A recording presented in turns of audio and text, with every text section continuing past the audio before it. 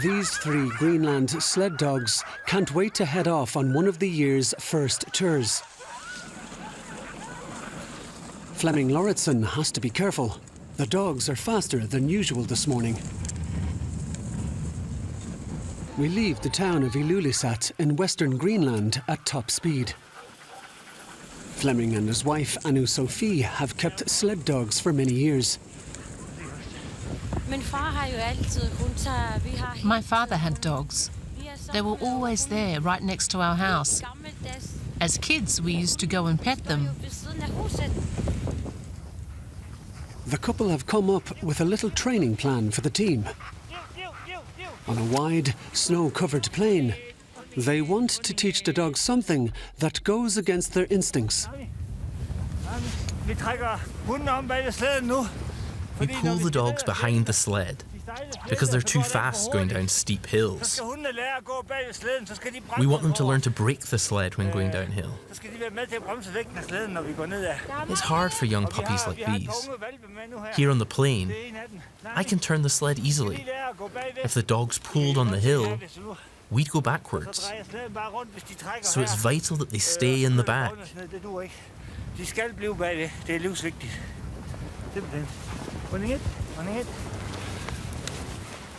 He pays special attention to the puppies.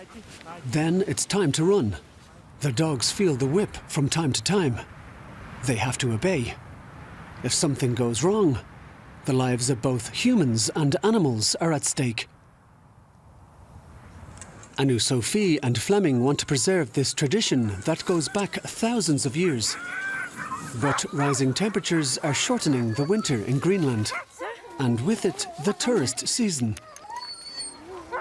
There's less time to train the 29 dogs too.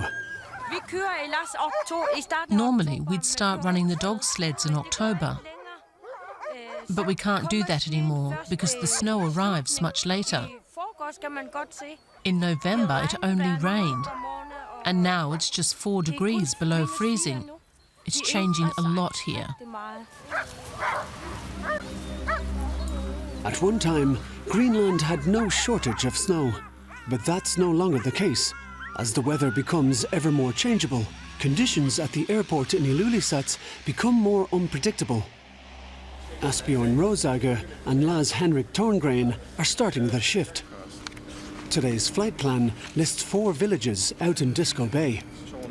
It is a bit odd, it's not normal. Normally we will know for more or less the entire day where we'll just do updates throughout the day. Today is like one step and then we decide one step.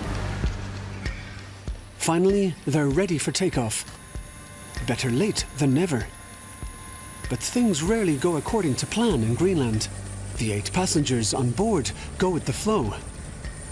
The only way across the bay right now is by helicopter. But the view from up here makes up for any inconvenience. I often wish that my friends could see this.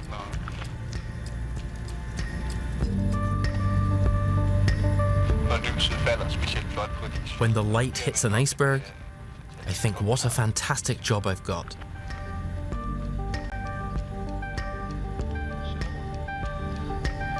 Greenland's vast ice sheet is fascinating. But this natural spectacle may not last much longer. For years, researchers have noted the ice is steadily retreating. There's no mistaking it on the ground. At one time, the locals could cross the sea ice by dog sled, going from village to village as easily as flying by helicopter. Now they can't. When Anne-Sophie hitches up the dogs, she's usually only travelling in and around Ilulissat. Even so, Greenland is doing what it can to keep Inuit culture alive. I hope it'll still be here for many thousands of years. The fishing, the seal and reindeer hunt, and especially the sled dogs. We'll fight to keep them. But soon after our departure, there was still too little snow on the ground in Ilulissat. It'll be hard to keep the sled dog tradition alive in Greenland without it.